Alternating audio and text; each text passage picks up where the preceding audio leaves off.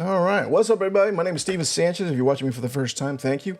If you're coming here to quickly learn something, that's what this is all about. We're gonna go ahead and start jumping in. I'm only using a half piece of paper because I like to conserve on the paper that I'm using for these tutorials. Quick tutorials here about hands and hand structure. Real simple. I'm using a 2mm pencil. If you haven't checked out the other previous videos on the tools that I use, check it out. Hand, boop, thumb, that's right. Then what we're gonna do is draw the knuckles. Now, it's real simple in the sense of shapes. You're gonna draw a square, you're gonna draw a rectangle, and then draw these smaller rectangles. See how the alignment of your fingers are? Always use your hand as reference. It's gonna be helpful.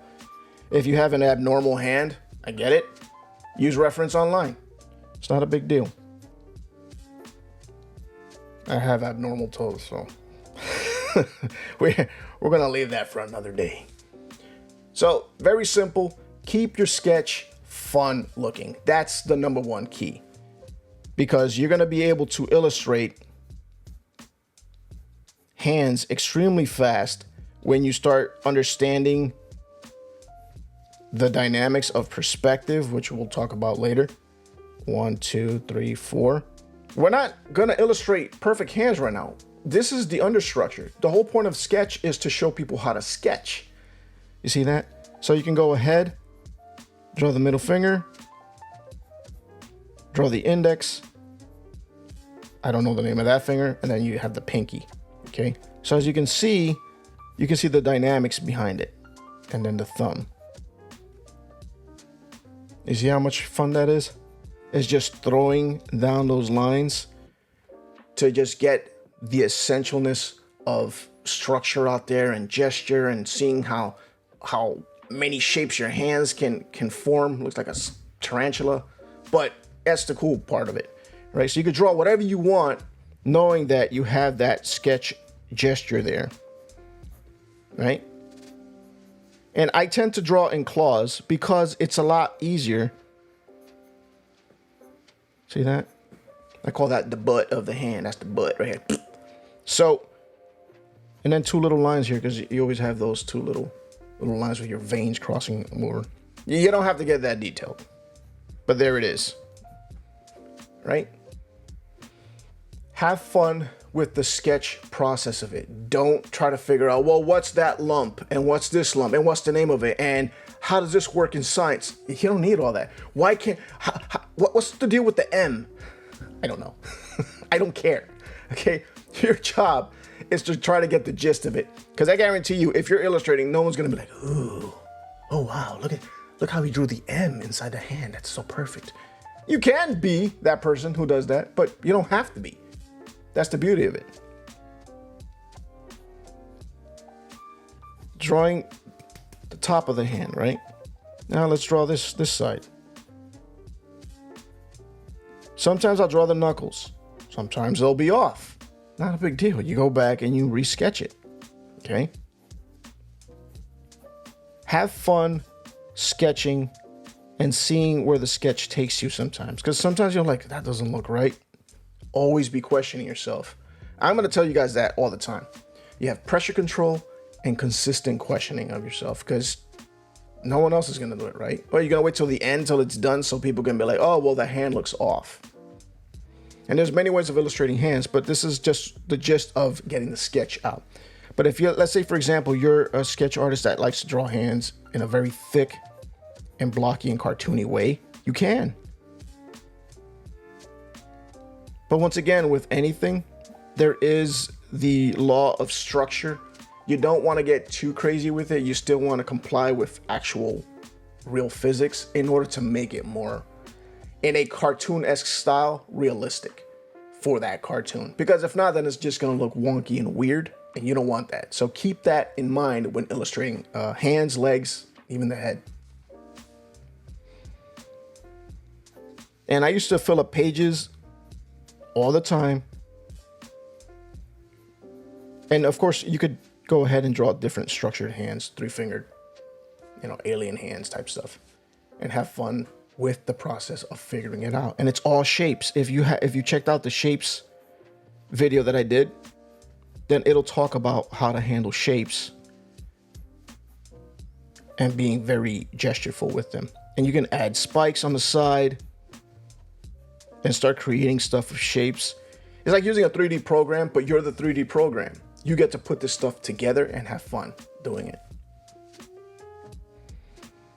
So for example, we're going to draw a thicker hand, right? That's the forearm.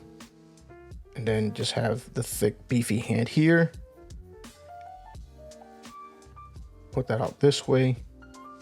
By using the shapes, you're going to get a better feel for what you're throwing down and shade it up. Now, if you don't want to draw claws, you don't have to draw claws. You can cap them like I did here.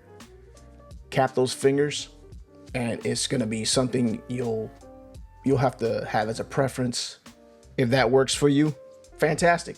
If it doesn't, then stick with the claws. I like drawing claws because, I don't know, it just feels like I can get more dynamics out of it. And then when I'm done, I'll go in and I'll clean it up. Now, for instance, I'll clean up this hand real quick. By lightly erasing with the kneaded eraser, you can still see it. See? And then I'll use my other pencil because it's thinner. A thinner lead will help in seeing a bit more of the tighter detail. So I like to start with the knuckles. That way I have the impression in there, knowing where I'm beginning. And once again, it doesn't have to be perfect. We're just figuring things out at this stage. I'm drawing straight lines so you can see the speed in which you can draw as well when you're not trying to finish the piece off, because you're going to be able to erase this. Okay. And if you need reference for, like, because sometimes I get stuck here, so I'll use my reference. It's always that one line here, right? And then second and then third line. So you already know that there's 3 lines happening there. Okay, so 1, 2, and then 3 comes in. And then I'll go in and clean it up. And then just create the index finger, the middle finger, the finger we don't know, and then the pinky. There's a name for this, I just don't know. So, there you go. And increase that. See that? Took out the claws, drew the hand. Pretty simple, right? And go back and flip it around and say, all right, that looks pretty comfortable. My eye is comfortable with the feel of it. That's another thing. Your eye, when you look at something and the shape is off, it's sort of like when somebody's speaking and you hear them, you know, that little frog in their throat comes in and you're like, everybody heard it, but, you know, no one makes any stink about it. It's the same thing with drawing. There's always going to be that little something that bugs you in there. Just erase it and re-attack it again. Attack it as a sketch. If you're trying to attack it as I'm trying to fix it right then and there, that might be an issue. So just sketch it. Be like, all right, cool. This isn't working out for me. I don't like the way I drew that forearm. Let me go ahead and attack it as a sketch. This way I can get a general feel for it. And I'm attacking it in a very rounded-esque manner. What that means is I have a linear look to my art where everything is sharp-edged. But when I draw, when I sketch, I tend to have more of a softer approach to it. So, for instance, I'll erase this. And since I have an underline in here, I'm going to go ahead and throw a softer approach to it, which means everything's going to be round, everything's going to be soft, but there's still going to be a little bit of gesture in there, right? All right, bring the pinky over here, the index finger there, little knuckle back here, knuckle here, and the wrist. And then here you can just kind of fumble it and see where the alignment of the thumb will be. That. And then I'll do this. So it'll be that soft approach, and then I'll go back in and lightly erase it. And then go in there with that linear look that I like so much and tighten it up. See, now everything's looking tighter. Now everything has a nice slick feel to it. So with that said, guys, hopefully you learned how to draw the hands.